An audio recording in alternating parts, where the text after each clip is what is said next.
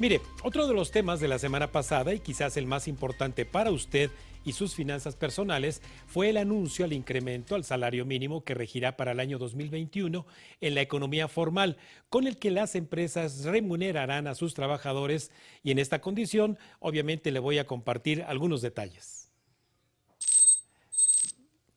Bien, mire, en nuestro país, la forma en que se rigen o se convienen los nuevos salarios mínimos son a través de la Comisión Nacional de los Salarios Mínimos. Esta comisión está conformada de manera tripartita entre el gobierno federal, los empresarios en sus representaciones patronales y también los trabajadores. Son decisiones que se tienen que tomar, obviamente consensadas, revisadas, etcétera.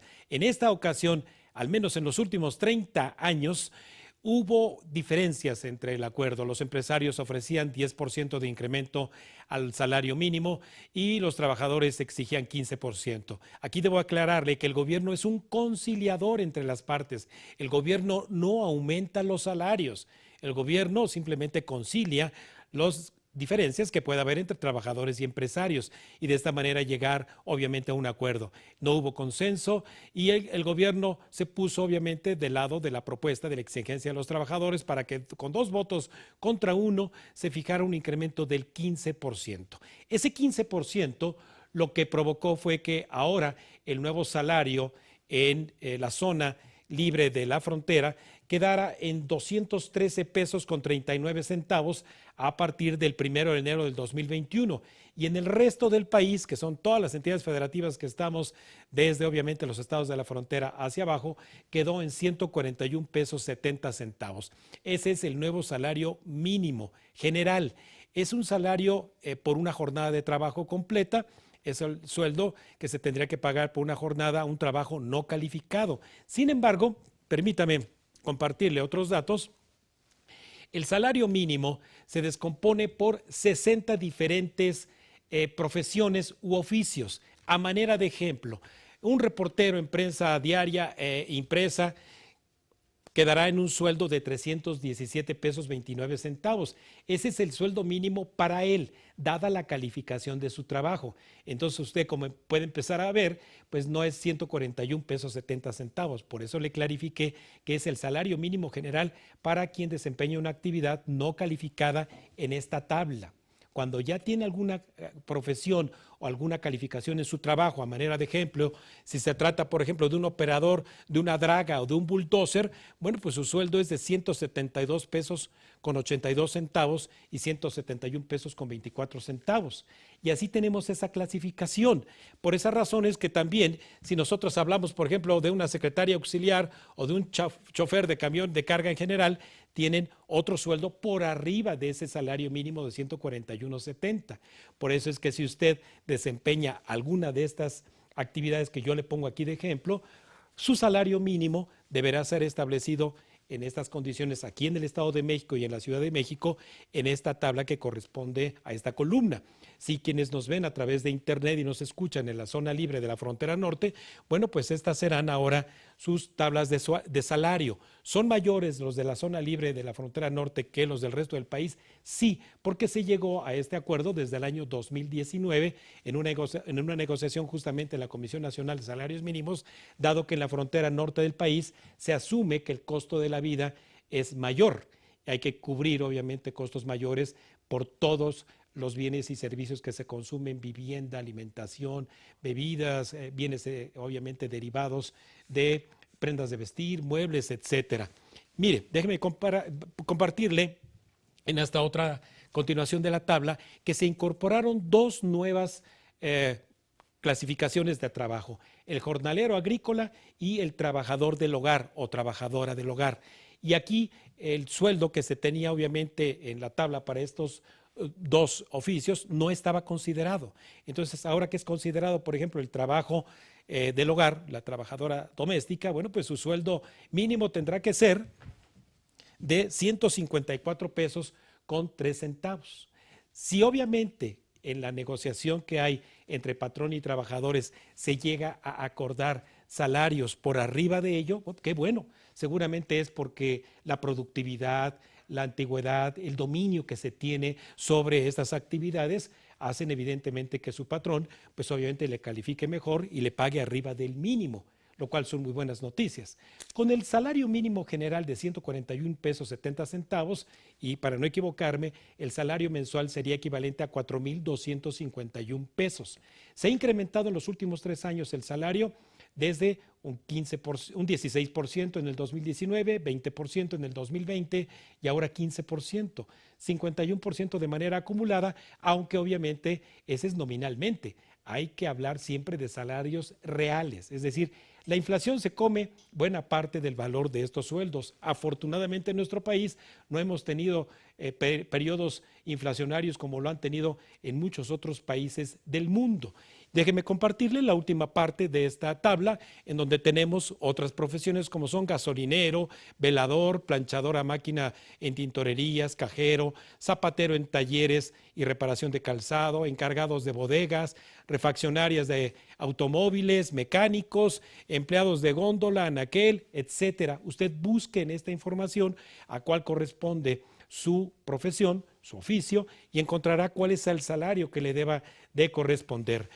Por esa razón es que al haber incorporado estas dos nuevas salarios profesionales que le mencioné, las del jornalero agrícola y la trabajadora doméstica, bueno, pues representó los mayores incrementos, 30% al jornalero agrícola y 25% a la trabajadora del hogar. De esa forma, ¿cómo están concentrados los salarios?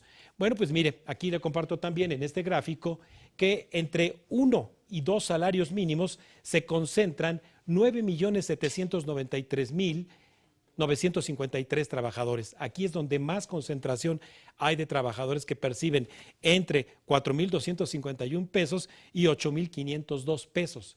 Y el resto de los trabajadores en la economía formal que están registrados en el IMSS, que perciben más de 2 salarios, entre 2 y 3 salarios mínimos, 3 y 4, 4 y 5, hasta más de 15 salarios mínimos. En esta concentración de trabajadores que tenemos aquí, obviamente están los más beneficiados con este incremento del 15%. Pero déjeme darle también otros datos, porque yo también tengo otros datos, al menos los datos oficiales, y mucho se dijo por parte de la Secretaría del Trabajo de que era una vergüenza que en Guatemala y en Honduras se pagaran más salarios que en México. No es cierto, es una soberana mentira, perdóneme por el francés, pero es una tontería. El salario se mide en términos de los bienes que se pueden comprar, es decir, el poder adquisitivo. Así que si de verdad se paga más en Honduras y en Guatemala, pues habría migración de mexicanos hacia estos países. Tiene que ver con el poder adquisitivo del salario, el cual afortunadamente está protegido todavía en México porque tenemos una baja inflación. Bueno, vamos entonces ahora con la cápsula de investigación deportivo-financiera de esta semana, si nos lo permite, en la que destacamos los ingresos que los árbitros obtienen por su trabajo y la inequidad de género que prevalece.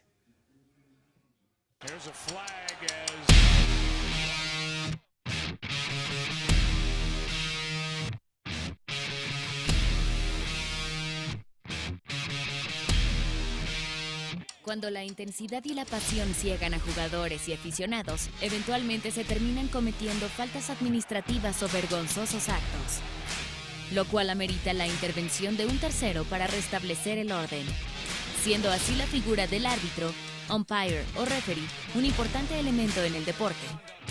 En esta profesión no solo se necesita de un gran conocimiento del reglamento, sino buen juicio, seguridad e imparcialidad en sus decisiones.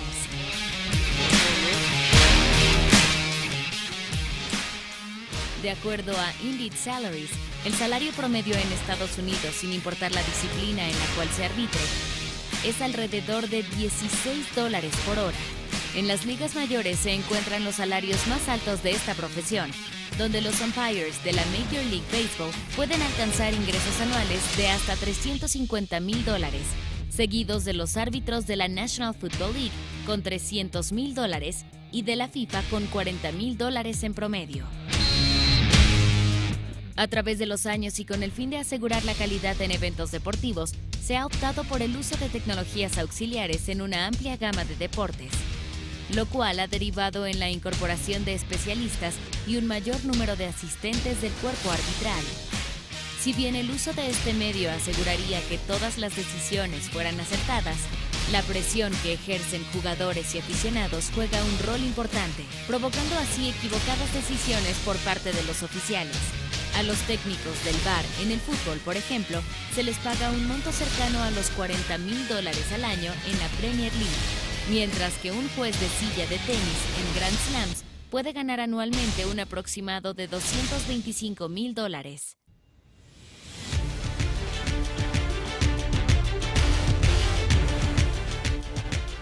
Un aspecto importante en este ámbito ha sido el de la equidad de género en salarios y participación, además de buscar integrar a más mujeres a esta profesión, ya que, por ejemplo, Sarah Thomas, la primera referee de tiempo completo en la NFL, gana $1,500 por encuentro. En cambio, oficiales masculinos obtienen hasta $5,000 por el mismo trabajo. En el mundo del arbitraje, varias mujeres son inspiración para otras, mostrando que se pueden vencer estereotipos y dificultades, como es el caso de Violet Palmer y Dee Cantor, las primeras referees en la NBA. Eva Asderaki-Moore, la primera jueza de silla en arbitrar una final masculina del US Open. Como también el caso de la mexicana Karen Janet Díaz, que se convirtió en la primera árbitra en estar en una final de la Liga MX. Esto en el reciente encuentro de vuelta entre Pumas y León.